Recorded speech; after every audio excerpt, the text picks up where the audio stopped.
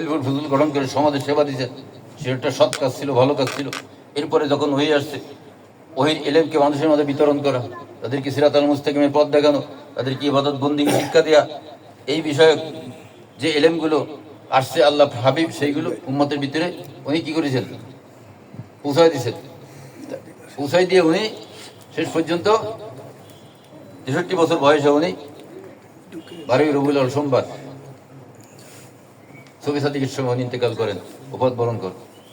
তো মানুষ দুনিয়াতে যে আসে, এর আগে একটা জগতে মানুষ ছিল, সেটা জগতের নাম কি? রুহানি জগৎ। এই রুহানি জগতে যখন ছিল তখন দেহ ছিল না। তো রুহানি জগতের প্রথম থেকে নিয়ে দুনিয়া আসার আগ পর্যন্ত আল্লাহর হাবিব জন্ম কিন্তু বহুত আগে হয়েছে। প্রত্যেকটা মানুষের জন্ম আরও আগে হয়েছে, বডি তৈরি হয়েছে পরে। আমরা যেটা করি, আমরা বডি কি বলে ওকে, জন্মদিবস পালন করি, বার্থডে, তাই না? বডির বার্থডে পালন করে। আসলে এই মানুষটা কিন্তু বডি সান না, মানুষটা সম্পূর্ণ ভিন্ন। বডি তাকে দেওয়া হয়েছে কি জন্য? আমরা যেরকম এই যে রাস্তায় গাড়ি চালায় টাকা ইনকাম করি না, অনেকে আছে না গাড়ি চালায় টাকা ইনকাম করে। তো আমাদের এই দেহটা দিয়েছে গাড়ির মতো, দুনিয়ায় চলার জন্য, ভব নদীতে চলার জন্য দেহ তৈরি। এই দেহ তৈরিকে খাটায় আমরা কি করব? এই ভব নদী পাড়ি দিয়ে শেষ মাথা পর্যন্ত যাব। এর ভিতরে আমাদের বাজার করার করে নিতে হবে পরকালের জন্য। কারণ আমরা যদি মনে করি দুনিয়াটাই সব সুখ শান্তি ভোগ বিলাস আরামায়েশ সব এই দুনিয়া, তাহলে কিন্তু আমরা আখেরাত আমাদের জন্য অন্ধকার। এই জন্যে ওহীর জ্ঞান দিয়ে আল্লাহর হাবিব সাহাবাদেরকে আলোকিত করেছিলেন, পরকাল সম্পর্কে তাদেরকে ধ্যান ধারণা দিয়েছিলেন। একই রকম নায়েবে নবী যারা, তারা কিন্তু পরকাল সম্পর্কে মানুষের কাছে ধ্যান ধারণা দেন। তো মিলাদুন নবী, সিরাতুন নবী। সিরাতুন নবী আমরা বুঝলাম রসুলের দুনিয়াতে জীবদ্দশায় যে কয়দিন পার করেছেন, এটার নাম সিরাতুন নবী, সুরতে আসার পর। আর মিলাদুন নবী হচ্ছে আল্লাহর হাবিব যেদিন ধরে মহব্বতী সৃষ্টি, তারপর থেকে দুনিয়া আসার আগ পর্যন্ত, এটা আমরা মিলাদুন নবীর আলোচনা হিসেবে ধরি। মিলাদ আল্লাহর হাবিবের, আল্লাহ পাক আসমানে মিলাদ পালন করেছেন। কিভাবে করেছেন সেদিকে আমরা আলোকপাত করবো ইনশাআল্লাহ। হাদিসে কুদসিতে আল্লাহ পাক বলছেন, কুনতু কানজান মাকফিয়ান, ছিলাম গুপ্ত রত্ন। কি ছিলাম? গুপ্ত রত্ন। ফা আহবাবতু, ভালোবাসলাম। কি ভালোবাসলাম? আন ওরাফা, পরিচিত হওয়াকে ভালোবাসলাম। তাহলে আসলেন কোথায়? মহব্বতের মাকামে। কি জন্য? পরিচিত হওয়ার জন্য। ফা খলাকতুল খলকা, জগৎ সমূহ সৃষ্টি করে তার মাধ্যমে পরিচিত হলাম। তাহলে আল্লাহ পাক আমাদের জানাই দিয়েছেন মূল গোড়ার খবর। কুনতু কানজান মাকফিয়ান ফা আহবাবতু আন ওরাফা ফা খলাকতুল খলকা, এটি হচ্ছে হাদিসে কুদসি। এইটা দিয়ে আমাদের নূরে মুহাম্মদের সৃষ্টির রহস্য বাই করতে হবে। ছিলাম গুপ্ত রত্ন, আসলাম কোথায়? মহব্বতে। মহব্বত আসার পরে পরিচিত হওয়ার মানুষে আল্লাহ পাক যখন পরিচিত হতে ইচ্ছা করলেন, তো পরিচিত হতে গেলে প্রকাশিত হওয়া লাগে। প্রকাশিত হতে গেলে আলোই সবকিছু প্রকাশ করে দেয়। তো উনি কি হলেন? মহব্বত হলো আলোকিত, জ্যোতির্মান। ওই জ্যোতির নাম দিলেন আল্লাহ। এর আগে কোন নাম ছিল না। জ্যোতির নাম দিলেন কি? আল্লাহ। এইটার নাম হচ্ছে জাতনুর। লাতাইন যে আমরা সবক করি, জাতনুর হচ্ছে। জ্যোতির নাম দিলেন আল্লাহ, মহব্বতের নাম রাখলেন মোহাম্মদ। উদ্দেশ্য কি? সৃষ্টি স্রষ্টার খেলা, নাকি অন্য কিছু? সৃষ্টি স্রষ্টার খেলা। তো একজন হবেন আব্দ, একজন হবেন মাবুদ। তো আল্লাহ পাক নিজের নাম দিলেন আল্লাহ, মহব্বতের নাম দিলেন মোহাম্মদ। মোহাম্মদ মানে কি? প্রশংসিত। প্রশংসাকারীকে বলে আল্লাহ। তা আব্দ কি আর মাবুদ কি? আল্লাহ হয়ে গেলেন আব্দ। তাহলে আল্লাহ পাকের যে নিজস্ব যে একটা সত্তা আছে, সত্তাকে বিসর্জন দিলেন, দিয়ে মোহাম্মদকে প্রতিষ্ঠা করলেন। তার কারণ মোহাম্মদ জাত সিফাতের বিকাশ। ওইখান থেকে তো জ্যোতিটা উঠেছে। মোমবাতি, মোমের মাথায় আগুন ধরে দিলে বাতি হয়, আলো হয়, তাই না? আলো দিয়ে আমরা দেখি, মোম দিয়ে কি দেখা যায়? দেখতে আলো দিয়ে। তো মোম আর বাতি, বাতিতে সব শক্তি। এই মোমকে ব্যবহার করে বাতি জ্বলেছে। এইরকম ওই মহব্বত, ওইটা হচ্ছে মূল শক্তি, যেটা ছিল কিন্তু কানজান মাকফিয়ান, গুপ্তরত্ন। আসলেন কোথায়? মহব্বতে। এই মহব্বত হলো জ্যোতির্মান। জ্যোতির নাম দিলেন আল্লাহ, মহব্বতের নাম রাখলেন মোহাম্মদ। তা আল্লাহ হয়ে গেলেন আব্দ, নূরে মোহাম্মদ হয়ে গেল মাবুদ। নূরে মোহাম্মদ থেকে জবাব হলো আহমাদ, আমি প্রশংসা করি, তুমি থাকো প্রশংসিত। আলহামদুলিল্লাহ রাব্বিল আলামিন আমরা বলি না, ওইখান থেকে ভাগাভাগি হয়েছে। তাহলে এই নূরে মোহাম্মদে সেও আল্লাহ পাক তাকে যে উপরে বসাইছিলেন, উনিও নিজেকে নামাই নিলেন আল্লাহকে প্রতিষ্ঠা করলেন। তো দুইজন কি হলো? মহান হলো না? যে নিজের সত্তা বিসর্জে আরেকজনের প্রতিষ্ঠা করে, তার নাম কি? মহান। আল্লাহ মহান বলি না আমরা? আল্লাহু আকবার। এখানে রসুল কি আল্লাহর সিফাতের বিকাশ না, গুণের বিকাশ না? আল্লাহ মহান, রসুলও মহান, মিলে গেছে না? গুনে গুনে নূরে মোহাম্মদী আল্লাহর সিফাতের বিকাশ। এই নূরে মোহাম্মদী থেকে আল্লাহ পাক আরশ, কুরসি, লৌহ, কলম, জান্নাত, জাহান্নাম, সিদরাতুল মুনতাহা, লোহে মাহফুজ, ফেরেশতা সব সৃষ্টি করলেন নূরে মোহাম্মদী থেকে।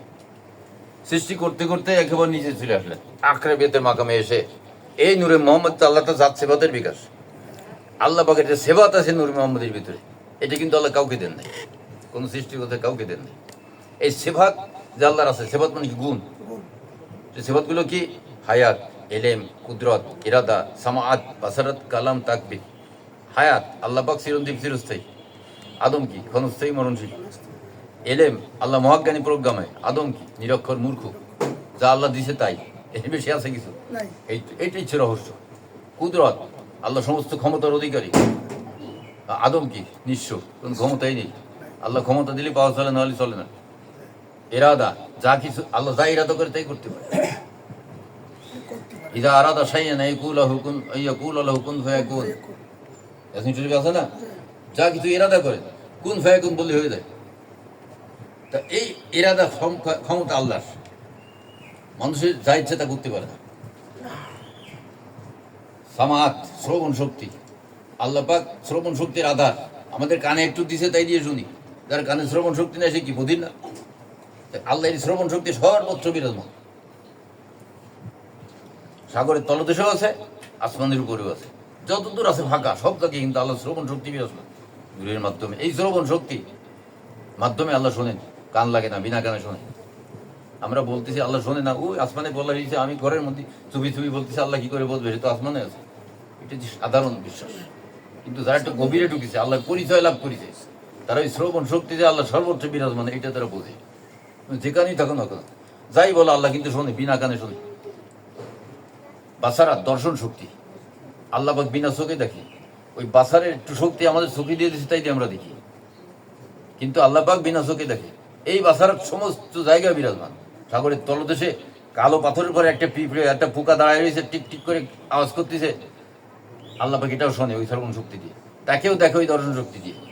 আমরা যদি মনে করি ঘরের মধ্যে আছে আল্লাহ দেখতেছে না, হয় না? আল্লাহ উপরে, সাত আসমানের উপরে মনোজাত করে কোথায়? এরা মাত উপর দিকে মনোজাত করে। এরা হচ্ছে ওই বিশ্বাসী, আল্লাহ আসমানের মাথায়। আর যারা এই জগতে ঢুকিছে, তারা সর্বত্র আল্লাহকে দেখে, সর্বত্র বোঝে যে আল্লাহ আমি যা বলতেছি শুনতেছি। আল্লাহ আমি যা বলতেছি শুনতেছি, আমি তার নজরের বাইরে নেই। আমি যা করতেছি উনি দেখতেছেন, আমি তার নজরের বাইরে নিয়ে, সে কি পাপ করতে পারবে? ওই তখন যে সলাৎ কায়েমা, ইন্না সলাতা তানহা আনিল ফাহশাই ওয়াল মুনকার, এই স্তরে পৌঁছানোর পরে, মানে বলে দিলাম রয়ে গেল তা না। এই স্তরে আপনার এই আস্তে আস্তে আস্তে আস্তে বিশ্বাস জমা করতে করতে বিশ্বাসের একটা পূর্ণতা আছে। পূর্ণতা আসলে ওই স্তরে আপনি চলে যাবেন, তখন সলাৎ কায়েমের ফলটা আপনি পাবেন। এর আগে কিন্তু পাওয়া যায় না। নামাজও পড়ে মিথ্যে কথা কয়, নামাজও পড়ে ঘুষ খায়, তাই না? একটু জোরের নামাজ ফিরে এসে ড্রয়ার খুলে দিয়েছে, মানুষ এসে ঘুষ ফেলাচ্ছে ওর মধ্যে, অথচ নামাজি টুপি এখনো খুলিনি হয়তো মাথার থেকে, কিন্তু কাজ চলতেছে। আল্লাহ দেখে না? ওদের আল্লাহ দেখে না। ও ঘরের মধ্যে বসে ঘুষ খাচ্ছে, আল্লাহ দেখে নাকি? আল্লাহর কাজ নেই, খাইয়ে ও দেখতে যাবে? উনি ঘরের মধ্যে বসে আরামসে ঘুষ খাচ্ছে। কিন্তু যারা এই একিনের দিক দিয়ে আগায় গেছে, তারা কি বলে? ওই যেখানে ঘুষ দেওয়া হচ্ছে ওর ভিতরে আল্লাহ নূর আছে। ওই টাকাটা ফেলানোর সময় যে শব্দ হয়েছে ছোট্ট, ওটাও আল্লাহ শোনে। তাহলে সেখানেও শ্রবণ শক্তি আছে। যে খাচ্ছে তার কথা তো আছে, যে দিচ্ছে তার কথাও আছে। তারপরেও ফেরেশতারা ভিডিও করে রাখে, তারপরে ফেরেশতারা ভিডিও করে রাখে। আল্লাহ পাক এইটা দিছে কেন, শুনেছে কেন? আমরা যেটা বুঝি সেটা। আল্লাহর ইচ্ছে আসমানের শ্রবণ শক্তি এখানে আসে কি করে? আমরা তো একটু দূরে গেলে শুনতে পাই না। তো এই ধরনের বিশ্বাস আছে যাদের, তাদের জন্য আল্লাহ পাক খাড়া করেছে মিসাল। ফেরেশতা আছে কিন্তু তোমার সাথে, তোমার সব ভিডিও করতেছে। এই যে আমরা বুঝি, আম পাবলিক কিন্তু এটা বোঝে, কিন্তু ভিডিও লাগে না, ফেরেশতাও লাগে না। এটা আম পাবলিক অত সহজে বুঝে নিতে পারে না। আল্লাহর ক্ষমতা সম্পর্কে আমাদের কি অত ধারণা নেই, এই জন্য আমরা বুঝতে পারি না। তাহলে এই যে হায়াত, এলেম, কুদরত, ইরাদা, সামাদ বলেছি, বাসারাত বলেছি, কালাম, বাকশক্তি, আমাদেরকে আল্লাহ বাকশক্তি দিয়েছেন, আমরা তাই দিয়ে কথা বলি। অনেকে আছে না বাকরুদ্ধ, বোবা বলি না আমরা, তার ভিতরে বাকশক্তি আল্লাহ দেন নাই, এই জন্য সে কথা বলতে পারে না। কালাম, এবার তাকমিল, সৃষ্টিকরণ ক্ষমতা, আল্লাহ পাক যা ইচ্ছা তাই সৃষ্টি করতে পারে। আমরা কিন্তু সৃষ্টি করতে পারি না। আমি কি পারি? রূপায়ণ করতে পারি। একটা রূপ থেকে আর একটা রূপে আনতে পারি। গাছ কাটিয়ে আমরা ফার্নিচার বানাতে পারি। গাছ কি বানাতে পারি? গাছ তো আল্লাহ সৃষ্টি করেছে, তার কুদরতে সৃষ্টি হয়েছে। আমরা কাটিয়ে ফার্নিচার বানাই ইচ্ছে মতো, নিজের প্রয়োজন মতো। এই বাক্স বানাইছি নিজের প্রয়োজন মতো। এইরকম যাদেরকে আল্লাহ পাক নূরের জগতে দখল দিয়েছেন, নূর দান করেছেন, যারা নূর দেখতে পায়, ওই জগতে তার প্রয়োজন, সে তো নূর দিয়ে বানায়নি। যেমন তার মক্কায় যদি তক্তে সুলেমানি লাগবে, সুলেমানি নিজে বানায়নি, নূরের দিয়ে, তাই দিয়ে দুটি চলে যাবে সে। আর সে আজম সিদ্ধাতুল মুনতাহা লোহে মাহফুজ, তক্তে সুলেমানি দুইটি আল্লাহ নূর, তো শুধু নাম বলি সেখানে নিয়ে যাবে। আর রাস্তা আর আবার হয় নেই। আগে কি করতাম, খেয়ালে জিয়ারত করতাম, কতক দূর গেলে শয়তান বাগায় আর একদিন নিয়ে যেত, জিয়ারত করানো যেত না। তারপরে আল্লাহ পাকেই তক্তে মুর্শিদ দেওয়ার পরে এক শয়তানের সাথে উড়িয়ে পারে না, খবরই পায় না, 1 সেকেন্ডে চলে যায় মক্কা। তা এইগুলো যে আল্লাহ পাক নিয়ামত দিয়েছেন, এই যে নূরের জগতে, নূরের জগতে যাদেরকে আল্লাহ পাক দখল দিয়েছেন, তারা এগুলো করতে পারে। আল্লাহ পাক ফেরেশতা বানায় না, তো আল্লাহ পাক মানুষকে বানিয়েছে কি প্রতিনিধি। তো আল্লাহর যে গুণ ক্ষমতা, এই যে মানুষকে দেওয়া হয়েছে, যে সেবাতের আলোচনা করলাম, মানুষের ভিতরে যারা অর্জন করেছে ওই সেবাকে, তাদের ভিতরে ক্ষমতা আছে। মানুষ করে কি ভয় পায়, আল্লাহর কাজ আমি করবো। আরে বাবা, তোমার তো প্রতিনিধি বানাইছে আল্লাহ, এটা তুমি তো করবা। সে ফেরেশতা বানাবে 70,000 আল্লাহর কাছে পাঠা দেবে। আল্লাহ তুমি তাদেরকে অর্ডার দিয়ে দাও, ডিউটি দিয়ে দাও, তারা কোন জায়গায় ডিউটি করবে। তবে আমার ক্ষমতা দিয়েছে, বানাই দিছি, আলহামদুলিল্লাহ। তখন তারা কি করে, আল্লাহর পক্ষ থেকে তারা নির্দেশনা পায়, সেখানে গিয়ে তারা ডিউটি করে। এদের সঙ্গে ডাক দিলে কথা বলে, তোমার ডিউটি এখন কোথায়? অমুক জায়গায়, আরব দেশের অমুক জায়গায়, বা জাপানে না সিঙ্গাপুর, যেখানে ডিউটি সেখানে চলে যাবে এরা। তো এই যে ক্ষমতা, এই আল্লাহর ক্ষমতা, এর নাম হচ্ছে সিফাত। 8টা হচ্ছে জাতি সিফাত। আর সৃষ্টি করার জন্যে বর্ধিত সিফাত বানানো লাগছে। যেরকম রাজ্জাক, কারিম, সত্তার। রাজ্জাক যদি সৃষ্টি না থাকতো তো রিজেক্ট কারে দেবে? রাজ্জাকের দরকার নেই। কারিম যদি সৃষ্টি না থাকে, কারিম কারে করবে? করুণা কারে করবে? তো এই জন্য এগুলো বর্ধিত সেবাত আছে 99টা। জাতি সেবাত 8টা। এই জাতি সেবাত সবসময় ছিল। তো ওই জাতি সেবাত যখন নূরে মোহাম্মদের নিচে চলে আসলো, আকরাবিয়াতের মাকাম পর্যন্ত সব কিছু সৃষ্টি হয়ে গেছে। এখন এই জাতি সেবাত থেকে আল্লাহ পাক নেগেটিভ অবস্থা, ধরেন এই যে একটা ব্যাটারি আছে মোবাইলে, নেগেটিভ পজিটিভ 2টা প্লেট আছে। আমি 2টা প্লেট 2টা বাক্সে আমি রাখলাম, তাকে এখন এক জায়গায় নিয়ে টাচ করেছি, লাইট জ্বলে, মোবাইল চলে। এখন আমি নেগেটিভ বাক্সটা আলাদা করে নিলাম, নিয়ে বললাম কি তুমি সর্বক্ষণই কিন্তু পজিটিভের সঙ্গে মিলে থাকবো, তাহলে তুমি আমার প্রতিনিধিত্বের মর্যাদা পাবো। আর যদি তুমি এইখান থেকে ডিসকানেক্ট হয়ে যাও, যে আমার সঙ্গে সংযোগ রক্ষা না করো, তাহলে কিন্তু তুমি ফিউজ হয়ে যাবে। তুমি কি হয়ে যাবে? ওই শয়তানের দলে চলে যাবে, ইবলিসের দলে। তো এটা জানাই দিয়েছে তাকে। তারপরেও কি করি আমরা, ভুল করি। তো এই যে জাতি সেবাত, এই জাতি সেবাত থেকে নেগেটিভ অবস্থাটা, পাওয়ারলেস অবস্থাটা আল্লাহ পাক কুন ফায়াকুনের নূর দিয়ে আটকা দিলেন জাতি সেবাতকে। জাতি সেবাত জাতের সঙ্গে ছিল। জাতি সেবাত জাতের সঙ্গে থাকার কারণে এই যে মানুষ কি করে, সৃষ্টি করেছে আল্লাহ, কয় আমার, বলে না? ওই যে স্বভাব, ওখানে আমার বলিয়েছে না, ওই স্বভাব মানুষ বলতে পারে না। আল্লাহ বলতে ভুলে যাও, সব কিছু আমার, তুমি আমার বান্দা, তোমার আমি সৃষ্টি করছি, সৃষ্টি করে তোমার এই ধারণা নিয়ে চলতে হবে। সব কিছু ভুলে যাও, আল্লাহ তোমার না, আল্লাহ জিনিস তুমি দাবি করো না, তো শিরিক। কিন্তু ওই যে স্বভাব রয়ে গেছে, স্বভাব তো আমরা বলতে পারি না, আমার করি। ওই যে জাতি সেবাতের নেগেটিভ অবস্থা আটকায় দিয়েছে। এটা কি ক্ষমতা লেস। পজিটিভে কি আছে? চিরঞ্জীব, চিরস্থায়ী, মহাজ্ঞানী, প্রজ্ঞাময়, উদ্রতওয়ালা, ক্ষমতা, সর্বশ্রেষ্ঠ ক্ষমতাদার, সর্বময় ক্ষমতাদার, এরাদা, যা কিছু তাই করতে পারে। এই কিন্তু নেগেটিভ অবস্থাটা, নেগেটিভ অবস্থা, না বোধক অবস্থা, যার ভিতরে এই পাওয়ারটা নাই, ওইটাকে আটকায় দিয়েছে। যখন নূর দিয়ে আটকায় দিয়েছে, এটা মিসালি শুরুতে সূক্ষ্ম আকার জগতে দাঁড়ায় গেল, এর নাম হচ্ছে রূহ। নফস কোথায় গেল? এর ভিতরে। আমি যখন আসমানে ছিলাম, কীভাবে ছিলাম? এই আমির কিন্তু কোনো আকার নেই, ওই পাওয়ারটা শুধু আল্লাহর জাতি সেবাতে নেগেটিভ পাওয়ারটা, ওই পাওয়ার। সে বলতেছে আমি যখন আসমানে ছিলাম, তখন আমি বিভিন্ন জায়গায় ঘুরে বেড়াইছি। আর তুমি তো নিরাকার, তুমি কি করে ঘুরলে? ওইখানে একটা নৌকো দেওয়া হয়েছে, সেটা হচ্ছে নাম রূহ। সে খেয়াল করেছে, সেদিক চলে গেছে, উড়িয়ে চলে গেছে। যেদিক খেয়াল করেছে ওদিক চলে গেছে, আকর্ষণে, পাখা লাগে না উঠতে রূহ। তো এই যে জিনিস, এটা হচ্ছে আসমানি। তো আমি যখন আসমানে ছিলাম, তখন আমি বিভিন্ন জায়গায় ঘুরে বেড়েছি, জান্নাতে গেছি, জান্নাতের বাগানে গেছি। যখন আমি দুনিয়াতে আসলাম, দুনিয়া আসার আগে মায়ের পেটে আল্লাহ পাক বডি তৈরি করে আমার তার ভিতরে ঢুকাই দিয়েছে, রূহ ফুকে দিছে না? রূহ ফুকে দিছে কোন জায়গায় দিছে, সেট করেছে কোন জায়গায়? এই কথাটা কেউ বলে না। রূহ যখন আসমানে ছিল, আদম আলাইহিস সালামকে আল্লাহ পাক শ্রেষ্ঠত্বের মর্যাদা দান করেছেন, আশরাফিয়াত। এরপরে প্রতিনিধিত্বের মর্যাদা দান করেছেন না? তখন কিন্তু এটা তার ভিতরে ছিল। যখন মায়ের পেটে হয়ে আমরা দুনিয়ায় আসছি তখনও ছিল। যখন আমরা একটু বড় হয়েছি, 12 বছর বয়স হয়েছে, পাপ কিন্তু কাউন্টি এসে গেছে, তখন গুনাহ করার সঙ্গে সঙ্গে আমি নাপাক হয়ে গেছি, আমার ওই পাওয়ার কিন্তু চলে গেছে আসমানে। এটা ছিল আমানত আমার কাছে, আশরাফিয়াতের আমানত। আসমানে যখন চলে গেছে, আমি হয়ে গেছি কি নাফরমান, গুনাহগার। এই গুনাহগার হয়ে যাওয়ার কারণে আল্লাহ পাক আমাদেরকে যুগে যুগে নবী রাসূল পাঠায় সত্যের দিকে আহ্বান করেছেন। তুমি যে পথে গেছো ওই পথ ভালো না, আল্লাহর দিকে আসো। তা আল্লাহর দিকে যে আসবে, আমি তো গুনাহগার, আমাকে তো আল্লাহ এলাও করবে না, কি করি? তখন কি করা হয়েছে? তওবার মাধ্যমে তার গুনাহ মাফ করে, কল্পে পবিত্র করে, তার কল্পে নূরের সংযোগ করে দিয়েছে। এই কেবল আল্লাহর সঙ্গে তার সম্পর্ক হলো। এখন এই নূরের মাধ্যমে আমল করে তুমি নিজেকে পরিপূর্ণ পবিত্রতা লাভ করে আল্লাহর সঙ্গে মিলে যাও, ওই জায়গায় চলে যাও। আবার ইন্না লিল্লাহি ওয়া ইন্না ইলাইহি রাজিউন, যেখান থেকে আসছো সেখানে ফিরে যাও। আমরা মানুষ মল্লিকালে এটি পড়ি, কিন্তু এই দোয়াটা কেন নিয়ে চিন্তা করেছি কোনো সময়? যেখান থেকে আসছি আমরা, ওইখানে আমাদের আমলের মাধ্যমে, ইবাদতের মাধ্যমে ওইখানে মিলে যাচ্ছি। প্রসেস শিখাবেন কে? রসুল সাল্লাল্লাহু আলাইহি সাল্লাম। আল্লাহ রসুল চলে গেছেন, প্রসেস শিখাবে কি? নাইবে রসুল। তাহলে আসমানে যখন আল্লাহ পাক সব কিছু সৃষ্টি করলেন, রূহ সৃষ্টি হয়ে গেল, তারপরে আল্লাহ পাক সমস্ত রূহকে ডাক দিলেন। ডাক দিয়ে কি বললেন? আলাস্তু বিরাব্বিকুম কলু বালা শাহিদনা। সবাই কিন্তু স্বীকার করে নিছে। এই একটা বৈঠক শেষ হয়ে গেল।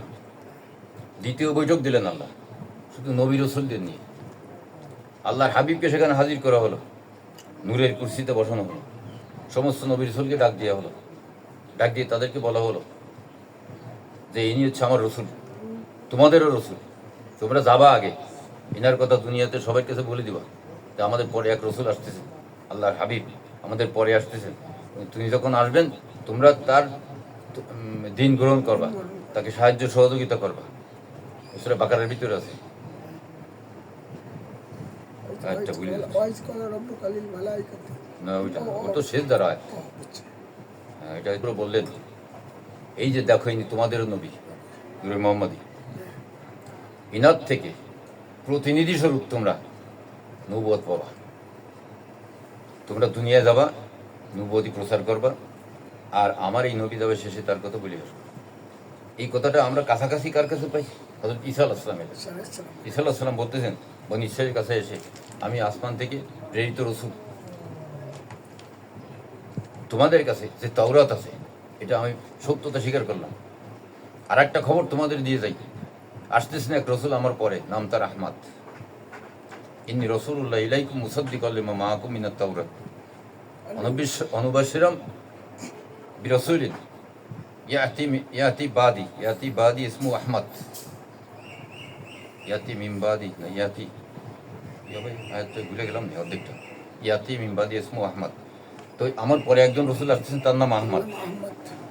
আর আমি তোমাদের কাছে সত্য দিন নিয়ে আসছি, তোমাদের কাছে তাওরাত সেটা আমি স্বীকার করি, সত্য বলে স্বীকার করি। এত তো সত্য নাই, এখন বিগড়ে গেছে। এই জন্যে আল্লাহ পাক দ্বিতীয় রসুল পাঠিয়েছে। তো এইভাবে হযরত ঈসা আলাইহিস সালামের মতো অন্যান্য নবী রসুলরা এরকম সংবাদ দিয়ে গেছেন।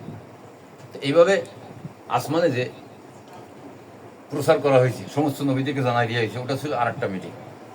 আসমানে ঘরে দুইটা মিটিং হয়েছে এই আল্লাহর নবীর সম্পর্কে। তা আল্লাহ নবীর যে সৃষ্টি হয়েছে কোথায়? ওই যে কুনতু কানজান মাকফিয়ান ফাহাব্বাতুন রাফা, ওই যে মূল সৃষ্টি নূরে মুহাম্মদী আর আল্লাহর জাত। ওইখান থেকে ডিভাইড হয়ে নূরে মুহাম্মদী থেকে আল্লাহ সব সৃষ্টি করেছে, আস্তে আস্তে আস্তে আস্তে নিচের দিকে নিয়ে এসে তাইনে আকরাবিয়াতে এসে কিন্তু মানুষের রূহ সৃষ্টি করেছেন, ওর ভিতরে নফস দিয়ে দিয়েছেন। তা ওই যে মানুষ আকরাবিয়াতে এসে যে জিনিসগুলো পাইছে, আল্লাহর সিফাতের নূর, এই সিফাতের নূর যারা পাইছে, ওটা হচ্ছে আল্লাহর প্রতিনিধিত্বের মর্যাদা। দুনিয়া এসে আমরা এটা হারাইছি, এটা আবার আমাদের ফিরিয়ে আনতে হবে। ফিরিয়ে আনতে গেলে কী লাগবে? আগে হচ্ছে কলবে সালিম অর্জন। কলবের সঙ্গে আনুষঙ্গিক যে লতিফগুলো, সেইগুলো আগে কী করতে হবে? পবিত্র করতে হবে। পবিত্র করার পরে কলবে সালিম হলো, এরপরে আমাদের আত্মশুদ্ধি লাভের জন্য সিফাতের আমল করতে হবে, যেটা আমরা হারাইছি। আগেরটা হচ্ছে বডি তৈরি করা, লতিফা তৈরি করা, এরপরে অর্জন হচ্ছে সিফাত। সিফাত অর্জন করে আল্লাহর সিফাতের বিকাশ হতে হবে, আল্লাহর গুণের বিকাশ হতে হবে। আল্লাহ পাক যখন আমার ভিতরে আল্লাহর গুণ দেখবেন, তখন আল্লাহ পাক কাছে টানবেন, তখন তাকে জাতের মাকামে নিয়ে নেবেন। জাতি নূর দ্বারা ধৌত করে তাকে আবার ওই মাকাম পর্যন্ত পৌঁছাই দেবেন। এখানে যে একটা ক্লাস লাগে, যে কটা লাগে, সব আমাদের বইতে আছে, 30টা মাকাম আছে। এইভাবে ওই জায়গা পর্যন্ত পৌঁছতে হবে। তা আসমানে আল্লাহ পাক ফিরিস্তাদের ডেকে নবী রসুলদের ডেকে তার হাবিবকে পরিচয় করাইছেন। ওনার মূল জন্ম কোথায়? ওই গোড়ায়, বোঝা গেল? এই নূর থেকে সমস্ত নবী রসুলের নূরকে বের করা হয়েছে, আলাদা করা হয়েছে। যার যার মায়ের পেটে নূর বসাই দিয়েছে, সেখান থেকে মানব প্রিয় জমে নিয়েছেন তারা। এই জন্যে নবী রসুলদের ব্যাপারে সৃষ্টি বলা হয় নাই, খলক বলা হয় নাই, কি বলা হয়েছে? ওয়াল্লাযী আরসালা রাসূলাহু বিল হুদা ওয়া দীনিল হক, রাসূল বলা হয়েছে, প্রেরণ। আর এরপরে আরেক জায়গায় বলা হয়েছে বাস, রব্বানা ওয়াবাস ফীহিম রাসূলাম মিনহুম ইয়াতলু আলাইহিম আয়াতিক। রাসূল অথবা বাস, এটা দুইটার নামই প্রেরণ। আল্লাহ রসুল ব্যাপারে আল্লাহ পাক তো সৃষ্টি বলেন না। এই জন্য আমরা আগমন বলি, সৃষ্টি বলি না। সৃষ্টি তো আগেই হয়ে গেছে, আগমন বলি। এরপরে আল্লাহর হাবিবের যে পরিচয় আপনার দুনিয়ায় আসার আগে ওই জগতে, এইভাবে আরও অনেক পরিচয় তার আছে, অনেক কাহিনী তার আছে। সংক্ষেপে বললাম যে দুইটা আমাদের বিশেষ দরকার। তা এইভাবে আল্লাহর হাবিব যখন মায়ের পেটে আসলেন, মায়ের পেটে আসার পরে কিন্তু অনেক আলামত প্রকাশ হয়েছে তার দ্বারা। মা আমেনা টেরই পান না যে তার পেটে সন্তান আছে। এরকম হালকা নূর, তো ওয়েট নেই তো। এই নূর মোহাম্মদী যখন হিজরতে যান, হযরত আবু বকর সিদ্দিক রাদিয়াল্লাহু আনহু আল্লাহর হাবিবকে ঘাড়ে করেছেন, ঘাড়ে করে পাহাড়ে করে উঠে গেছেন। কিন্তু উনি ক্লান্ত হন নাই।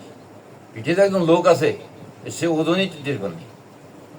একদিন উনি হুজরাত থেকে বেরোয় সামনের দিকে যাচ্ছে, মা আয়েশা সিদ্দিকা কৌতূহল বশত নিজের ওড়না এরকম পাকাইয়ে মাথার উপর দিয়ে ফেলে দিয়ে ধরে রেখেছে আটটাকে। উনি হাইটে চলে গেছেন স্বাভাবিকভাবে। তখন উনি একটা হালে ছিলেন, পুরো নূরে ছিলেন। তো এই জন্যই বলতেছেন আমার এমন মাকাম আছে সেখানে যখন আমি ঢুকি, ওইখানে কোনো নবী রসুল, কোনো ফিরিস্তাও তার কাছে যেতে পারে না। এই যে ওনার যে একটা পরিচয় বিভিন্ন রূপে বিভিন্ন রকম থাকিছে। তখন দেখা যায় যে অনেক আল্লাহর ওলি শোনা যায়, উনি আছেন আমাদের খানকায়, ঘরে গেলেন, ওই ওক্তে যারা পরিচিত কেউ না কেউ দেখা যাচ্ছে মক্কা শরীফে 3 নামাজ আদায় করতেছে, দেখেছে সেখানে। পরে তো পরিচয় পাওয়া গেলে যে না উনি সেখানে নামাজ আদায় করেছে। আমরা বলতেছি না উনি তো আমাদের সাথে ছিলেন, সে বলে যে না উনি এখানে নামাজ আদায় করেছে। এটা হয় কিরকম? যখন মানুষের জিয়ারত হয়ে যায়, মক্কা শরীফে নিয়ে যায় না, কে যায়? রুহু যায়, রুহু যায়। কিন্তু যার দর্শনের হাল আছে সে তো ওইখানে থাকে, দেখতে পারবে, সবাই দেখতে পারবে, উনি দেখতে পারবে। হ্যাঁ, এরকম ওই তার দ্বারা এগুলো প্রকাশ পায়, রুহানিভাবে যাওয়া যায়। যদি কেউ দেহকে সেইভাবে বন্ধন করতে পারে, তখন কিন্তু দেহ নিয়েও যাওয়া যায়।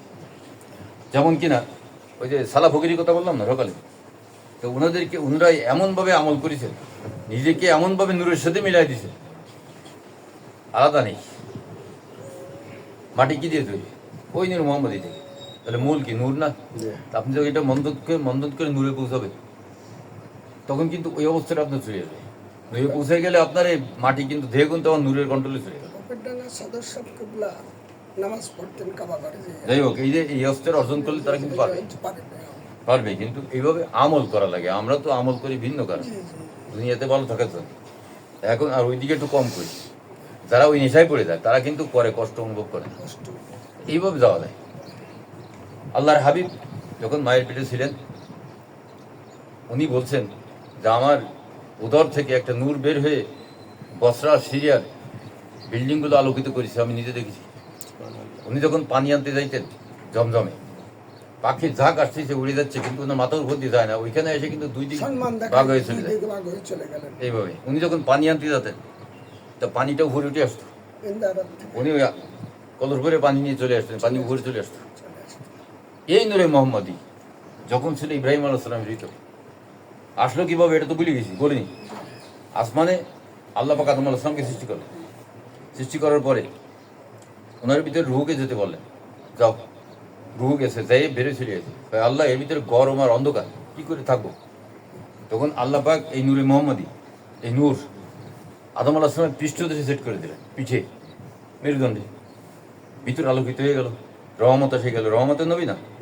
তখন রুহুকে জাতি বলেছে গিয়ে রুহ আর বেরোই। আস্তে আস্তে আদম আলাইহিস সালাম জিন্দা হয়ে গেছেন, জিন্দা হয়ে গেছেন, হাসি দিয়েছেন, আলহামদুলিল্লাহ বলেছেন, ফিরিস্তারা রহমকাল্লাহ বলেছেন। এইভাবে উনি জিন্দা হয়ে গেলেন নূরে মোহাম্মদী, কিন্তু আদম আলাইহিস সালামের পৃষ্ঠদেশে। এইভাবে ওনাকে জান্নাতে রাখা হয়েছে। ফেরেশতারা পিছনে এসে লাইন দিয়ে ওনার ওই নূর রেখে, তখন আদম আলাইহিস সালাম বলে, আল্লাহ তুমি আমার পিঠে কি রাখিছো? ফেরেশতারা পিছনে যে লাইন দিয়ে থাকে আমার তো ভালো লাগে না, তুমি একটু সামনে এনে দাও। কপালে এনে দিছে।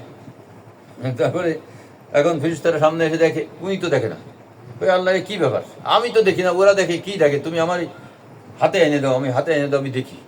এই মধ্যম আঙ্গুলি দিলে, তো উনিও দেখতেন, ফেরেশতারাও দেখতেন। এই নূরে মোহাম্মদই আদম আলাইহিস সালামের ভিতরে ছিল। আদম আলাইহিস সালাম থেকে নূরে মোহাম্মদ চলে গেল শীশ আলাইহিস সালামের কাছে, ইদ্রিস আলাইহিস সালামের কাছে, হযরত আদনানের কাছে। হযরত আদনান যখন কাবাঘর তওয়াফ করতেন, ওনার পিছন থেকে তালবিয়া পড়তো, পিছন থেকে থাকতো, শুনতে পেত।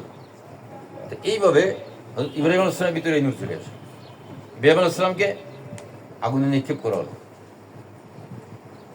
আগুন তো নূরে মোহাম্মদের সৃষ্টি, মূল যখন সেখানে হাজির হয়, ও তো ফিউজ, আগুনই জ্বলে নাই কেন, এই জন্যই জ্বলে নাই, ওনার ভিতরে নূরে মোহাম্মদ ছিল।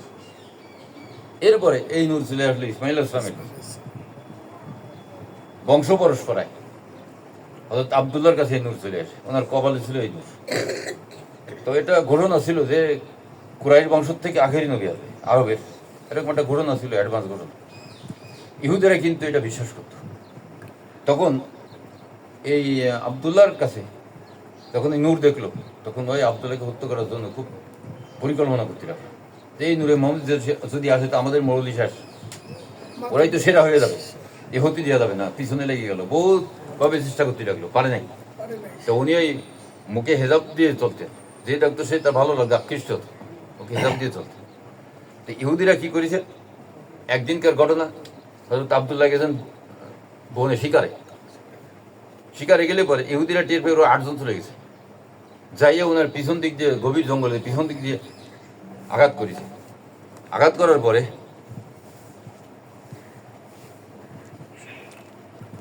হ্যালো সালাম রহমতুল্লাহ বলেন, কি তো হামলা, একটা ঘোড়া এসে, একটা ঘোড় সর এসে বিদ্যুৎ গতিতে এসে ধাক্কা দিয়ে সব কটাই ফেলে দিছে। তারপরে আবার ওই রকম অ্যাটেম নিছে, নিলি পরে আবার ধাক্কা দিয়ে ফেলে দিছে। ধাক্কা দিয়ে ফেলে দেওয়ার পরে এরা ভয় পেয়ে গেছে, কি ব্যাপার, এর পিছনে তো কোনো গায়েবী শক্তি আছে, এভাবে তো হবে না। তো জীবন আশঙ্কায় তারা ওখান থেকে চলে গেছে। এই কাহিনী দেখছে আব্দুল হক বিন মুনাফফর, মদিনায় বাড়ি, উনি একই সময় আইছেন এই জঙ্গলে। তো উনি এই কাহিনী দেখে ওনার কাছে আসে ওনার কাছে জিজ্ঞেস করেছে ঠিকানা, নাম বলেছে, নাম ঠিকানা বলার পরে উনি বাড়ি চলে গেছে, যে মা আমেনার আম্মার সাথে কথা বলেছে, যে আমেনার জন্য একটা যোগ্য ছেলে পাইছি, অমুক জায়গায় বাড়ি, এইটার পরিচয়, কুরাইশ বংশের ছেলে। তো রাজি হয়েছে। তারপর উনি বিয়ের পয়গাম নিয়ে গেছেন মক্কায়, যে আব্দুল মুত্তালিবের সাথে দাদা, হ্যাঁ। তো সেখানে গিয়ে বলতেছে যে এরকম আপনার নাতির সঙ্গে আমার মেয়ে বিয়ে দিতে চাই। প্রস্তাব দেওয়ার পরে প্রস্তাব গ্রহণ করেছে, উভয় বংশ ভালো। তারপরে আব্দুল মুত্তালিব নিজেই খুতবা দিছে, খুতবা দিয়ে বিয়ে পড়া দিছে। এইভাবে বিয়ে হয়ে গেল। তারপরে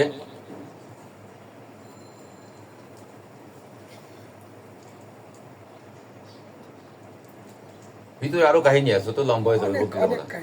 এখন মা আমেনার গর্ভে নূর চলে গেল।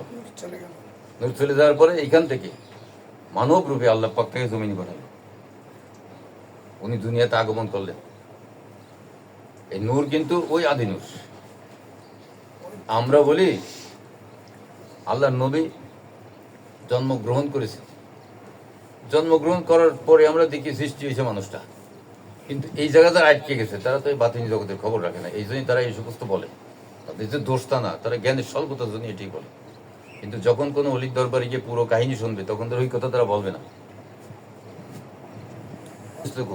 ইউহা ইলাইয়া আন্নাম ইলাহুকুম ইলাহু ওয়াহিদ, এখানে বলা হয়েছে কি, বলো আমিও তোমাদের মতো মানুষ। কি মিসালে, হ্যাঁ মিসালে, আনা বাসারও মিসাল মানে কি উপমা। এখন আমাদের দেশে আইসক্রিম বিক্রি হয় না, আইসক্রিমের শ্বাস আছে না আপনার ঘরে, আপনি একটার ভিতরে সেকারিং দিয়ে পানি দিয়ে গুলাই ওই আইসক্রিমের কাপে দিয়ে আপনি ফ্রিজে ধুয়ে দিলেন, আইসক্রিম হয়েছে। এটা কিসের আইসক্রিম? সেকারিং। আর একটা পটে আপনি গুলাই দিলেন সাগর কলা ছটকাইয়ে, তারপরে হ্যাঁ দুধ দিয়ে আপনি আর এক পটে দিলেন সেন্ট দিয়ে, এটাও আইসক্রিম হয়েছে। এখন এই দুধ আর সাগর কলা আইসক্রিম বলতেছে ওই সেকারিংয়ের আইসক্রিম, ওই আইসক্রিম, আমিও তোর মতো আইসক্রিম, কিন্তু আমার ভিতরে সাগর কলার সেন্ট আছে, দুধের স্বাদ আছে। তার মানে কি, তৈরি মেটাল ভিন্ন, রূপে এক কিন্তু তৈরি মেটাল ভিন্ন। আল্লাহর হাবিব নূর দিয়ে তৈরি, আর আমরা হচ্ছে আগুন পানি মাটি পাঠাতে নির্যাস থেকে। দুইটার মেটাল কিন্তু ভিন্ন, মেটাল ভিন্ন। ওই নূর মোহাম্মদই কিন্তু আগুন পানি মাটি বাতাস, অনেক পরে এসে রূপান্তর করে এখানে এসে আমাদের সৃষ্টি। তাহলে ওনার কাছে ওই আসে, আমার কাছে কেন আসে না? আমি তো সেই নূর না। ওনার যে তৈরি মেটাল এটা ভিন্ন, নূর দ্বারা তৈরি, আর আমার হচ্ছে আগুন পানি মাটি বাতাসের নির্যাস থেকে তৈরি। তো এই জন্য এখানে ব্যবধান আছে। তা এইটা ভিতরে না ঢুকলে বোঝা যায় না। তো আল্লাহর হাবিব এইভাবে দুনিয়াতে আসলেন। আসার পরে আরব দেশের প্রচলন আছে, ধাত্রী মাতার কাছে শিশু উঠাই দিত। হয়তো গ্রামের ভাষা শুদ্ধ ছিল, ভাষা শিখত, ভদ্র ছিল তারা।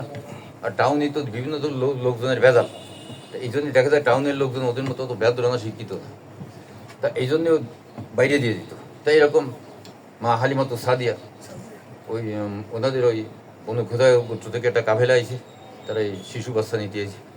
মা খাদিজা ছিল, মা হালিমার ছিল হচ্ছে একটা দুর্বল গাধা, তাই দুইটি আইসে আস্তে আস্তে ধীরে গেছে, ধীরে ধীরে আইছে, অনেক পরে আইছে। এর মধ্যে দেখা যাচ্ছে ওরা বাচ্চা নিয়ে চলে গেছে। উনি এসে পাইছে এতিম মোহাম্মদ সাল্লাল্লাহু। তা ওনার বাপ নেই, মা নেই, ভালো পয়সা করি দেবেন, এই জন্যই গরজ করিনি, ঘুরে বেড়াইছে। ঘুরতে ঘুরতে এখন কোথাও কিছু পায় না, শেষকালে কয় কি আর খালি ফিরে যায়, লাভ কি, যা পাইছি তাই নিয়ে যায়। তা এখন যায় নিচে পড়ে নেওয়ার পরে ওনারও বাচ্চা আছে বাড়িতে, আবদুল্লাহ। হ্যাঁ, তো ওনার বুকে দুধের সংসার হয়েছে, বাড়িতে উনি বুঝতে পারছে।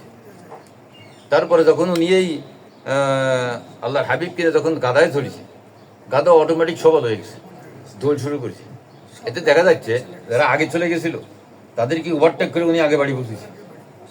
সবাই দেখে যে কী ব্যাপার, ও আসলো এই আস্তে আস্তে আস্তে আস্তে দুর্বল গাদা নিয়ে আমাদের আগে চলে গেল, কিভাবে গেল ধারণা করতে পারছে না কীভাবে যে গেল। এরপরে বাড়ি যায় দেখে ওনার যে বকরি আছে, উট আছে, তাদেরও সব দুধে ভর্তি।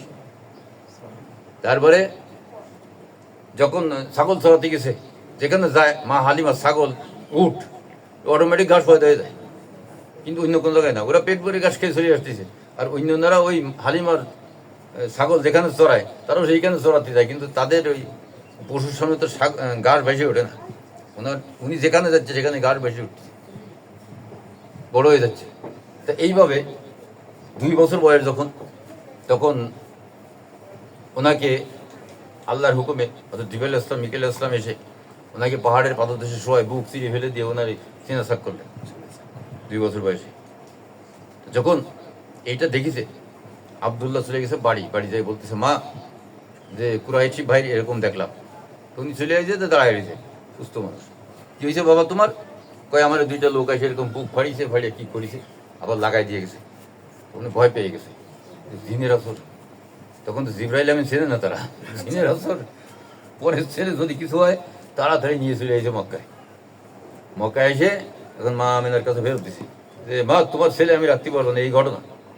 তোকে আমিনা, এটা হালিমা তুমি ভয় পেও না, এই ছেলের কিছু হবে না, সে আল্লাহ পাকের বিশেষ রহমত প্রাপ্ত। আরও কয়েকটা কাহিনী তারা শুনেছে, যে ওই যে নূর যে এরকমই হয়েছে, এরপরে পাখির জাগ সরে গেছে। তা এরকম আরও কিছু কাহিনী তারা শুনেছে। তারপরে উনি আবার নিয়ে চলে গেছে। 4 বছরের সময় আবার কিন্তু সিনা চাপিয়েছে। আমার পরে 6 বছর বয়স যখন, তখন ওনার ফিরাই দিয়ে গেছে। তখন মা হালিমা, মা খাদিজা বাইসে আছে। ফিরাই দিয়ে যাওয়ার পরে 6 মাস আগে হযরত আবদুল্লাহ গেছেন বাণিজ্যে, উনি ইন্তেকাল করেছেন। আবু তার রওজা শরীফ আছে। এরপরে মা আমেনাও আল্লাহর হাবিবকে নিয়ে ওই বেড়াতে গেছে মদিনায়। বনি নাজ্জার গুরুকুণ্ড, বনি নাজ্জার খানদান বেড়াতে গেছে। বেড়ায় ফিরে আসার সময় উনি অসুস্থ হয়ে গেছে, রাস্তায় উনি ইন্তেকাল করেছে। ওই জায়গায় তারও মাজার আছে, রওজা পাক আছে। তারপরে আর কি করবে, মা আমেনার সঙ্গে ছিল তার ওই কি জানি বলে ওকে, ওই যে খাদেমা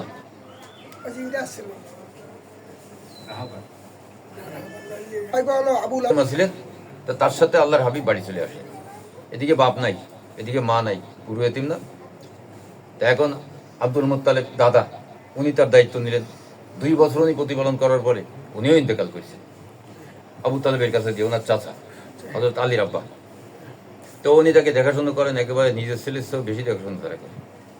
তাদের ভিতরে একটা জানাজানি ছিল, নবীয়ত আসেনি, কিন্তু উনি যে এক্সেপশনাল একটা লোক এটা সবাই জানতেন। তারপরে আব্দুল মুত্তালেব, ওনার দাদা,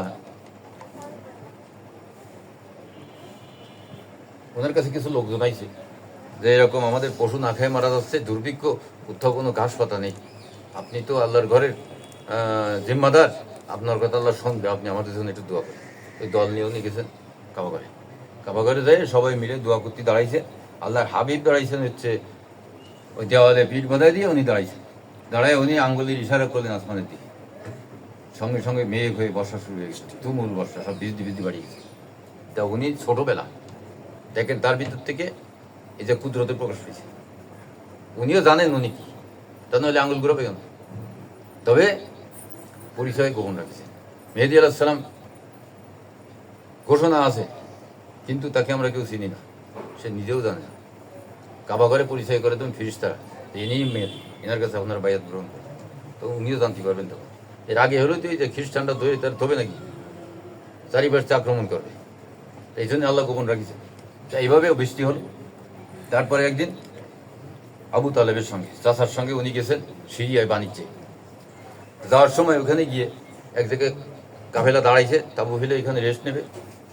তো ওই বুহাইরা ছিল ওই জায়গায় পাদ্রী, তো উনি ওই ওনার ওই গির্জার থেকে দেখতে পাচ্ছেন যে একখণ্ড মেঘ এই কাফেলার সঙ্গে সঙ্গে আসছে। ওই দেখে উনি নেমে গেছে, নেমে যায় বলতেছে আপনাদের সঙ্গে নতুন কে আইছে, আপনাদের তো চিনি, মক্কার লোক, নতুন আমার ভাতি চাইছে। ভাতিটা কই? তো খুঁজে খেতে দেখে যে পিছনে একটা গাছের সাথে হেরান দিয়ে বসে রয়েছে, ওই গাছটা ছিল মরা, সেই গাছে পাতা গজাইছে, সেখানে বসে রয়েছে, এই যে সাহাবি গাছ এটা, এটাই। তারপরে বললো যে আপনারা এই ছেলেকে নিয়ে আপনারা সিরিয়ায় দেন না, সিরিয়ায় গেলে এই ছেলেকে ওরা হত্যা করবে, আখেরি নবী হবে, এর কাছে সেই আলামত, আপনারা এখানে যান না, আপনারা এখান থেকে বাণিজ্য শেষ করে ফিরে যান। ওইখান থেকে মাল সামানা বেঁচে যা পারিছে কিনে নিয়ে ফিরে আসছেন। তাহলে দেখেন আগের থেকেই কিন্তু প্রকাশিত ওনার যে কারামত, মোজেজা, নবীদের মোজেজা। তা এইভাবে আবু তালেব ওনাকে অনেকদিন এইভাবে রাখিছে। তারপরে ওহি আসলো, ওহি আসার পরে, ওহি আসার সময় আর এক কাহিনী, আল্লাহর হাবিব এর কাছে জিবরাইল আমিন আসলেন। আসার পরে ওনার ওই বললেন ইকরা, উনি বললেন কি আমা আনাবি কারিন, আমি পড়তে পারি না। সিনায় চাপ দিলেন, সিনায় চাপ দিলেন, এটা কিন্তু আর একটা সিনা চাপ হচ্ছে। তারপরে বলে আমি পড়তে পারি না, আবার চাপ দিচ্ছে, তারপরে পড়তে পারি না, আবার চাপ দিচ্ছে। 3 চাপে উনি এই আয়াতগুলো যখন আগের থেকেই তার জানে এরকমই পড়ছে। তার কারণ হাকিকতে কোরআন তো মোহাম্মদ দিকে সৃষ্টি, লিঙ্ক আছে।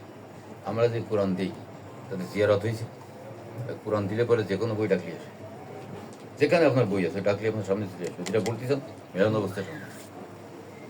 এইরকম একজন এই যে আমাদের এটা বুঝায়নি, আসেনি তো, ওই মেলাদুন্নবী করে বেড়াচ্ছে এলাকায়। আমার তো 1 মাস জ্বর, আমি তো হাত দিয়ে কিছু লিখতে পারতেছি না, কাঁপতেছি হাত, তো মনে নেই কিছু, মনে নেই কিছু, কী করবো? তাই আমি বললাম সমস্যা নেই, পড়িস তো, দায় পড়িস, ভুলে গেছো এই তো, আল্লাহ সাহায্য যদি পাওয়া তা তোমার আবার মনে আসতে সময় লাগবে না। তো ওরে মোটামুটি সাইড দিয়ে নিয়ে গেলাম, আর সেদিনই ওইখান থেকে নূরের কোরআন দিয়ে দিলাম, নূরের পাতায় নূরের কালিতে লেগে, সাদা পাতায় সোনারি অক্ষরে তাজা কোরআন। ও ডাক দিয়েছে, হাতে চলে আসি উঠি। তাই বললাম এটা তো সিনার ভিতরে ঢুকা, বলো কোরআনকে তুমি, হ্যাঁ কলমের গভীর স্বপ্ন বিস্তারে সেট হয়ে লিখে চলে গেছে ভিতরে। তুমি যখন বলবে এই কোরআনকে, ইয়াসিন শরীফ পড়া হোক, আল্লাহ ভিতর থেকে তারপরে পড়া হচ্ছে সেখান শরীফ, তাজা কোরআন। তো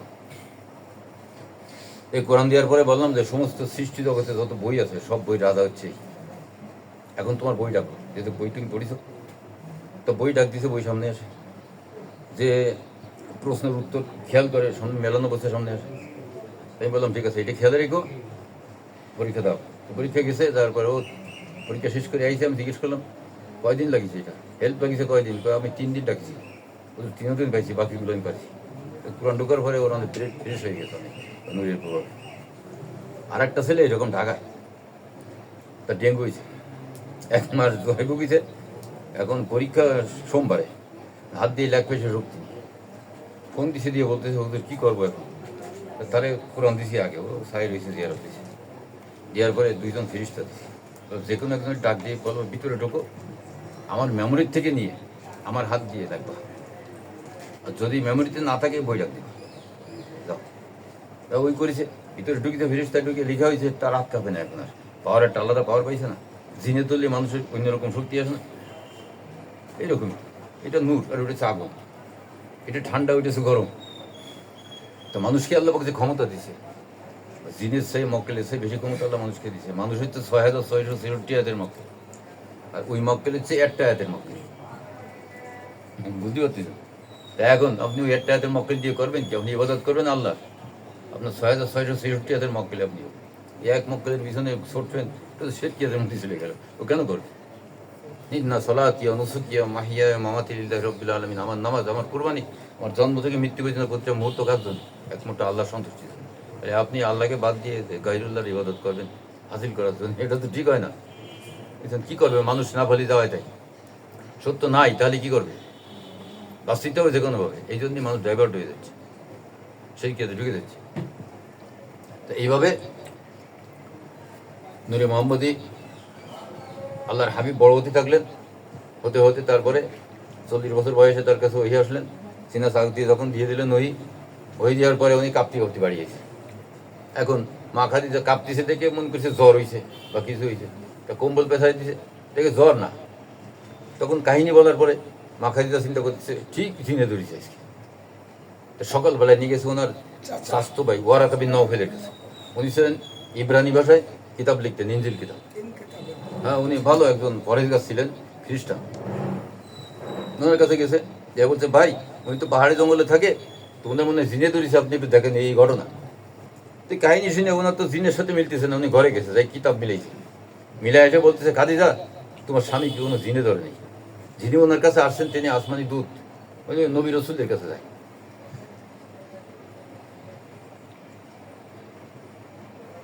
ওই সেনায় সাপ দিয়ার কাহিনীটা এটা নিয়ে আগে যে আসমানে দেখা দিয়েছে ভাষামন অবস্থায়, ওই কাহিনীটা এটা।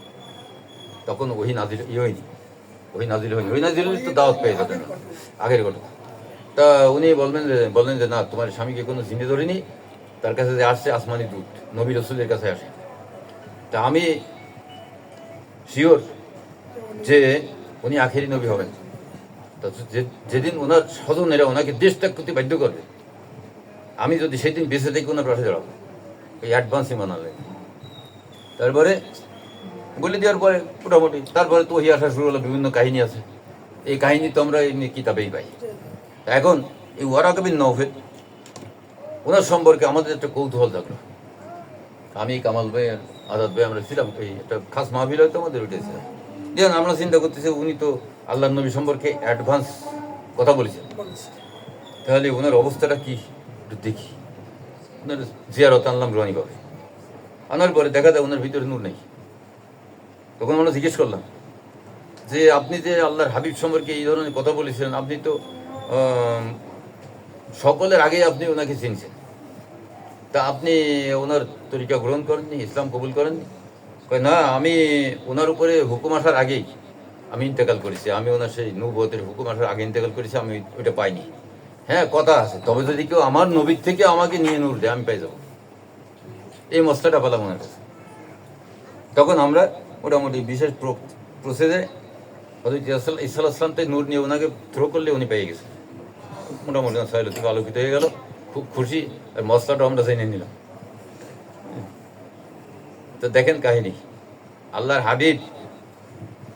হাবিবকে মহব্বত করার কারণে উনি যদিও অন্য নবীর উম্মত, উনি কিন্তু নূর পেয়ে গেছে। আর কত পরে ১,৫০০ বছর পরে, সেটিখানি কথা কি কফাইলি লোক, একমাত্র আল্লাহর হাবিবকে অতটুকু মহব্বত করায় আল্লাহ পাক থেকে ১,৫০০ বছর পরে এত বড় নিয়ামত দান করে দিলেন। আল্লাহর হাবিবের নবুয়ত আসার পরে ঘাত প্রতিঘাত তো সহ্য করেছেন উনি, এই কাহিনী তো আমরা শুনে থাকি। ৩.৫ বছর পাহাড়ে আটকায় রেখেছে, জুতুর চামড়া পর্যন্ত পুড়ায় গুঁড়ো করে তাই পান দিয়ে ভিজিয়ে খাইছে, খিদাস জ্বালায়, আর ঘাস পাতা তো ছিলই না। এভাবে কষ্ট দিছে ওনাকে, ধৈর্য ধরে তারপরে আল্লাহর হুকুম হয়েছে উনি হিজরতে গেছেন। হিজরতে যাওয়ার পরে মদিনায় গিয়ে যখন নতুনভাবে ইসলাম প্রচার হলো, মদিনাবাসী ওনাকে ওয়েলকাম করলেন। এই মদিনার একটা কাহিনী আছে। মদিনার তখন থেকে 250 বছর আগে ওইখানে একজন বাদশা আসে, তা সে শুনতে পায় যে এইখানে আখিরি নবী আসবে, জন্ম হবে মরুদ্দেশে, এখানে আসবে। ইয়ামেন থেকে কিছু লোক অত বছর আগে এখানে এসে বসতি স্থাপন করে। ওই বাদশা এখানে টাউন বানিয়ে দিয়ে যায়, এখানে তারা বসতি স্থাপন করে, এখানে তারা থেকে যায়। তো এই আশা নিয়ে এখানে আখেরি নবী আসবে, এই করতে করতে করতে করতে আল্লাহ নবী তো সময় মোতাহাজি রয়েছেন সেখানে, তারা ওয়েলকাম করেছে আগের থেকে, যেহেতু তাদের একটা আশা রয়েছে আল্লাহ নবী এখানে আসবে। আল্লাহ নবী এখানে গিয়ে আর কষ্ট করতে হয়নি, তারা এমনি ওয়েলকাম করেছে। এরপরে এখানে দিন প্রচার হতে লাগলো, তারপরে বিভিন্ন দিকে যুদ্ধ বিগ্রহ হতে লাগলো বাতিলের সঙ্গে। তো এখানে 2টা খেজুর বাগান ছিল ইহুদিদের, বড় বড় বাগান, দামি খেজুর। তাই এই ইহুদিরা এখানে বসে বসে কুটনামি করতো, মুসলমানদের সমস্ত খবর ওই কাফেরদের কাছে পাস করতো। তো আল্লাহর হাবিব টের পেয়ে আল্লাহর হাবিব বললেন যে এদের খেজুর বাগান কেটে সাফ করে দাও, যাবেই না মনে সাহাবিরা কাটা শুরু করে দিচ্ছে।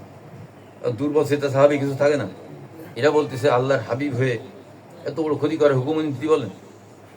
তখন আল্লাহ আয়াত নাজিল করে দিলেন, আসমান জমিনের মালিক আমি। হুকুম হয়েছে আগে আর আয়াত এসে পরে। আল্লাহ আসমান জমিনের মালিক আমি, আমি জমিনে বাড়ি বর্ষণ করি, আমি জমিনকে সিক্ত করি, তরতাজা করি, আমি তাতে বৃক্ষ জন্মাই, আমি তাকে প্রতিপালন করে বড় করি, আমি তাতে ফল দান করি। তাই গাছপালা গাছ, আমার রসুল একটা কথাও বলে না আমার কথা ছাড়া। এই খবরটা কোন সময় আসলো?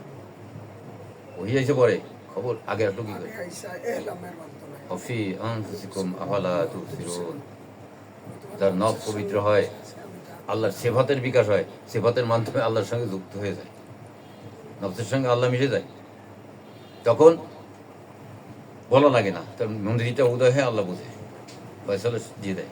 তা ওইটা যাক জাতি পারবা না, নেট দিয়ে আসবে। হ্যাঁ এদিকে এটার নাম হচ্ছে ইলহাম। সূরা কাহফের ভিতরে আছে যে আবদাম মিন ইবাদিনা ওয়া আতাইনাহু রাহমাতাম মিন্না মিন ইনদিনা আল্লামনাহু মিন লাদুন্না ইলমা। এই যে মিন লাদুন্না ইলমা, ইলমে লাদুন মাধ্যম ছাড়া জ্ঞান। নফস যখন পবিত্র হয় তখন আল্লাহর সঙ্গে তার এমন কন্টাক্ট হয়ে যায়, বিনা জিব্রাইলে খবর আসে, ইলহামের দরজা খোলা থাকবে, ওই দরজা বন্ধ। ইলহামের মাধ্যমে আল্লাহ পাক এই দিনকে গাইড দিয়ে সঠিক পথে রাখবে। যারা এই স্তরে যাবে তাদেরকে আল্লাহ পাক সঠিক পথে রাখবেন এই দিনকে গাইড দিয়ে এইভাবে।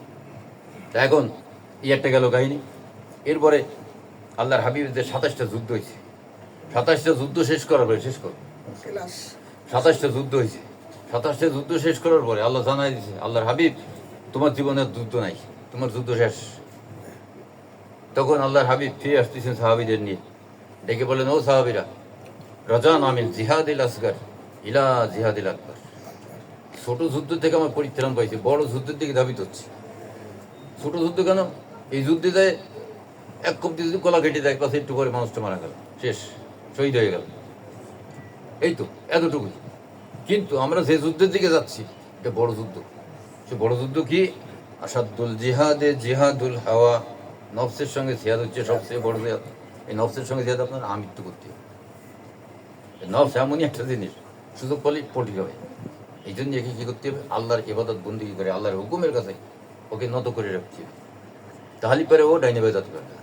এইভাবে যখন পরিশুদ্ধ হবে নফস, তখন আল্লাহর সঙ্গে মিলে যাবে, তখন ওই অসহায় উঠবে না ভিতরে। এই যে এখানে সিগন্যাল দিয়ে গেছেন আল্লাহর হাবিব, আমাদের কিন্তু ওই নফসের সঙ্গে যুদ্ধ আজীবন করতে হবে। নফস তো আমি চিনি না, যুদ্ধ করবো কার সাথে? নফস থাকে কোথায়, কী খায়, কী তার পরিচয়, কেমনে তার ধরি, জানার দরকার আছে না? একটু আগে যে আলোচনা করি, রুহের ভিতরে আছে ওই নফস, কিন্তু নেগেটিভ পাওয়ার দিয়ে আছে, পজিটিভ তার কাছে নাই। পজিটিভের সঙ্গে তাকে জড়িয়ে থাকতে বলা। যদি সে মুখ ফিরে নেয় কী হবে? আমার ইয়াসুয়ান জিক্রির রহমানি নুকাইয়্যিদ লাহু শাইতানান ফাহুয়া লাহু কারিন। অটোমেটিক শয়তান দ্বারা সে গ্রেপ্তার হয়ে যাবে। মুখ ফিরে নিলে, একটু গ্যাপ পড়লেই হয়েছে, মুখ ফিরে নিছে ওর সঙ্গে সঙ্গে কিন্তু শয়তান তার গ্রেপ্তার হয়ে যাবে। সে এটা আল্লাহর হুকুম। এই শয়তান কিন্তু আল্লাহর হুকুম মানে, এই জিন শয়তান না। আমরা তো জানি জিন শয়তান, ইবলিস শয়তান, খান্নাস শয়তান। এই আবার কোন শয়তান বলেন? এবার কোন শয়তান? না, ওরা তো প্রকাশ্য শয়তান। নিশ্চয়ই শয়তান তোমাদের প্রকাশ্য দুশ্মন, আমাদের পাপ কাজ করা। এই শয়তান হচ্ছে রাস্তা তৈরি করে। মানুষের ভিতরে কুরূপী আছে না, হয়েছে কি কাম, ক্রোধ, লোভ, হিংসা, মদ, মোহ, কিনা, গীবত, বকিলি, মিথ্যা, আরাম, প্রতারণা, এসবের ফানা যদি নাহি হয় আল্লাহর দরবারে পথ পাবে না।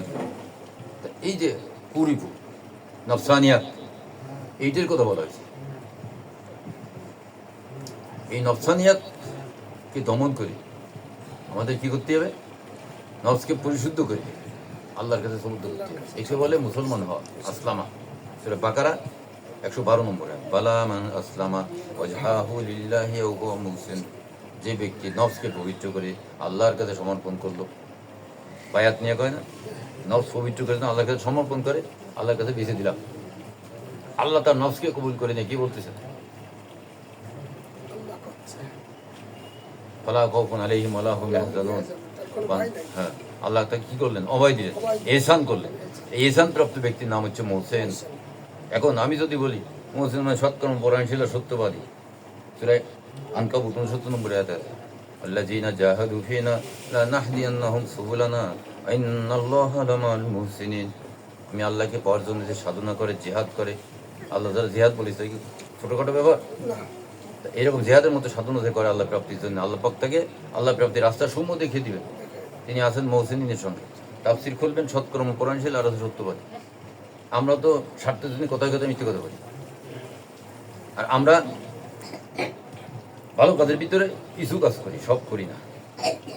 দেখা যাচ্ছে আপনি রাস্তা দিয়ে যাচ্ছেন মোটরসাইকেল চালায়, আপনার এক যাইতে পারে মুসলমান অ্যাক্সিডেন্ট করে পাশে পড়িয়েছে, আপনার স্কুল টাইমে গেছে, গেলেই আবার আপনার অ্যাবসেন্ট হয়ে যাবেন, আপনি ওইদিক গুরুত্ব দিলেন না, চলে গেলেন গাড়িতে, আর একজন আসলে সেও চলে গেল।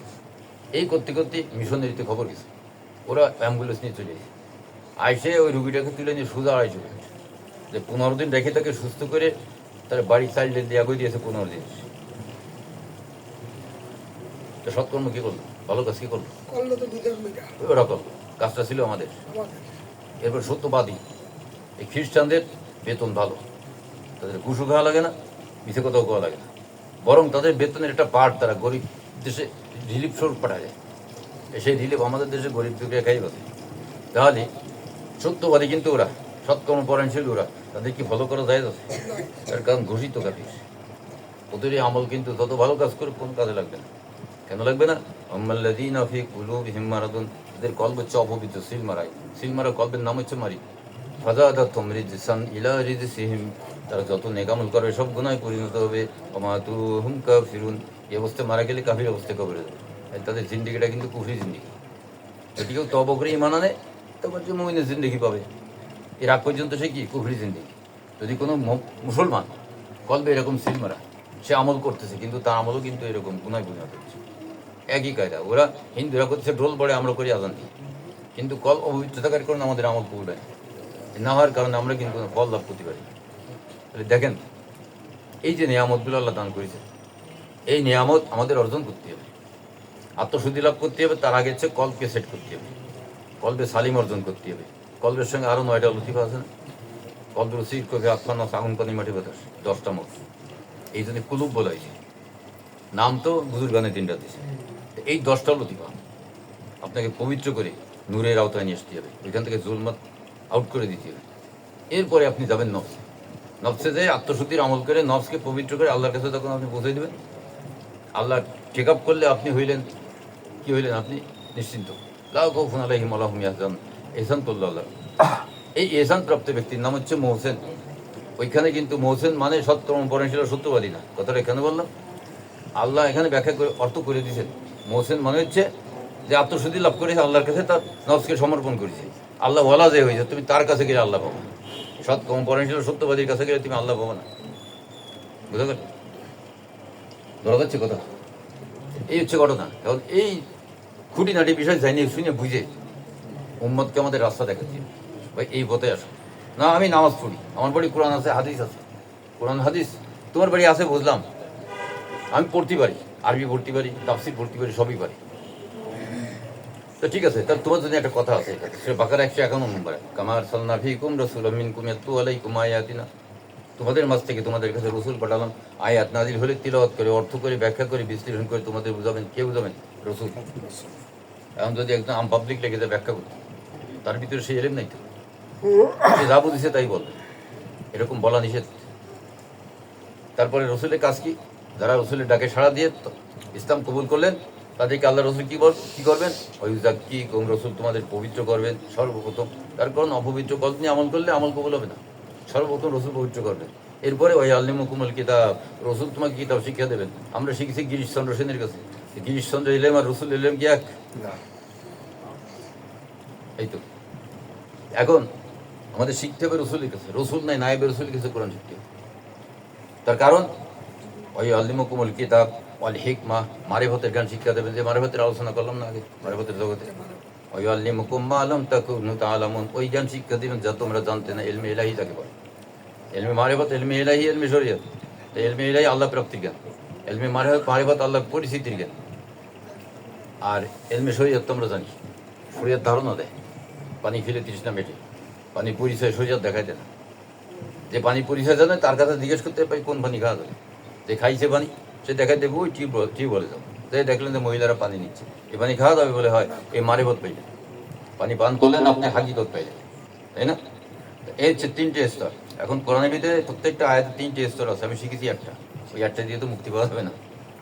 বাকিগুলো আমরা ধরেন বিভিন্ন টেকনিক খাটে আলোচনা করে বোঝানোর চেষ্টা করি মানুষকে, কিন্তু সঠিক জায়গায় তো পৌঁছতে পারি না। এই জন্য মারিফত দরকার আছে, হাকিকত দরকার। তাহলে আমরা এলেম শিক্ষকের কাছ থেকে রসুলের কাছ থেকে, রসুল অবর্তমান শিক্ষকের কাছ থেকে, রসুলের থেকে তারা দায়িত্ব পেয়েছে তাদের। এই দিনের দাওয়াতি কাজ কারা করবে? সেটা 1547 নম্বর আয়াত। আলিম হলেই করা যাবে না, কোরআনের আয়াতে যে যোগ্য সে করবে। সেগুলো কি? ইয়া আইয়ুহান নবী ইন্না আরসালনাকা শাহিদা ওয়া মুবাশশিরা ওয়া নাযীরা, হে নবী আমি আপনাকে পাঠিয়েছি শাহিদা রূপে, সাক্ষ্যদাতা রূপে। আল্লাহর পক্ষ থেকে বান্দার কাছে তাওহীদের সাক্ষী। আল্লাহ সম্পর্কে আল্লাহ রসুল ছাড়া কেউ বেশি ভালো জানে না। তো রসুল হচ্ছেন আল্লাহর প্রকাশ্য সাক্ষী। ওনার কাছ থেকে সাক্ষী আমরা আল্লাহ সম্পর্কে জানবো, আল্লাহ সাক্ষী উনি দেবেন। আল্লাহর কাছে বান্দার পক্ষ থেকে তওবা সাক্ষী। ওই যে দাউকা ফাস্তাগফিরুল্লাহ, রসুলের কাছে এসে তাকে সাক্ষী রেখে আল্লাহর কাছে তওবা করে। আল্লাহ রসুল শুনলেন আমি তওবা করেছি, মোবাইলে বললো হয় আজকাল, যখন আগে তো আসতো না আওয়াজ, এখন আওয়াজ তো আসে, বাড়ি বসে পড়া যায়। তো ওই সাক্ষী হতে হবে। আল্লাহ রসুল ছিলেন সাক্ষী। তাহলে আমাকে কি করতে হবে? আল্লাহর পক্ষ থেকে আল্লাহর সম্পর্কে আমার মারিফত হাসিল করতে হবে, বান্দার কাছে আল্লাহ সঠিক তথ্য তুলে ধরতে হবে, তওবার সাক্ষী দিয়ে রাখতে। এরপরে মুবাশশিরা, তওবার মাধ্যমে আল্লাহ পাক যাকে গুনাহ মাফ করেছেন তার কলবে আল্লাহ নূর দান করবেন। সূরা জুমার 22 নম্বর আয়াত। আফামান শারাহাল্লাহু সাদরাহু লিল ইসলামি ফাহুয়া আলা নূরিম মির রাব্বি, আমি আল্লাহ ইসলামের জন্য, দিনের জন্য যার কলকে খুলে দিয়েছি। তাহলে ইসলামের জন্য কল খোলা লাগে। এর আগ পর্যন্ত কি তার কলবে সিল মারা, সে ইসলামে নাই। এই জন্য আল্লাহ বলতেছেন আমি ইসলামের জন্য যার কলকে খুলে দিয়েছি, আমি তাকে নূর দান করেছি। ফাহু আলা নূরিম মির রাব্বি, জুমার 22 নম্বরে। তাহলে আমরা ইসলামে ছিলাম না, আল্লাহ রসুলের মাধ্যমে তওবা করেছি, গুনাহ মাফ হয়েছে, আল্লাহ পাক আমাদের কলবে সিল কেটে দিয়েছেন, নূর দান করেছেন, এখন আমি ইসলামে ঢুকেছি। এর আগে ইসলামে ছিলাম না, যদিও ইসলামের বিধিবিধান মেনে চলেছি। সূরা হুজরাত 14 নম্বর আয়াত। ক্বালাতিল আরাবু আমান্না, আরব বেদুইনটা দাবি করে আমরা ঈমান এনেছি। আল্লাহ পাক বলতেছেন কুল্লাম তুমিনু ওয়ালাকিন কুলু আসলামনা, তোমরা এই দাবি করো না আমরা ঈমান এনেছি, বরং এই কথা বলো আমরা ইসলামের বিধিবিধান মেনে চলতেছি। ওয়ালাম্মা ইয়াদখুলুল ঈমানু ফি কুলুবিকুম, তোমাদের কলবে এখন ঈমানের নূর প্রবেশ করে নাই। তওবার মাধ্যমে গুনাহ মাফ হলে পরে আল্লাহ নূর দান করেন আর কলবে সিল কেটে দেন। কারণ ইসলাম কিন্তু কলবের ভিতরে, বাইরে না। ওইটাই সিরাতাল মুস্তাকিম, ওইটাই সিরাতাল মুস্তাকিম। তো এই সিরাতাল মুস্তাকিম না যাওয়া পর্যন্ত কোনো মানুষই কিন্তু আমল কবুল হয় না। এই সিরাতাল মুস্তাকিম ঢুকাই দেবেন রসুল, আর দেবেন নায়েবে রসুল। তো আমরা এলেম শিখবো কার কাছে? নায়েবে রসুলের কাছে, যাকে আল্লাহ পাক এই বিষয়ে এলেম দান করেছেন। আমি যদি কিতাব থেকে শিখতে যাই, তা সেখানে কিন্তু আমার ইবলিস আমার কিন্তু উস্তাদ বনে যায়, এক শুরুতে ধোকা দিয়ে আমাকে কিন্তু 12টা বাজায় দেবে। এই জন্যে আমাদের কি করতে হবে? নায়েবে রসুল থেকে আমাদের শিখতে হবে। আচ্ছা, 10টা বেজে গেল নাকি? বাজলো কেন? ঠেকাবেন না?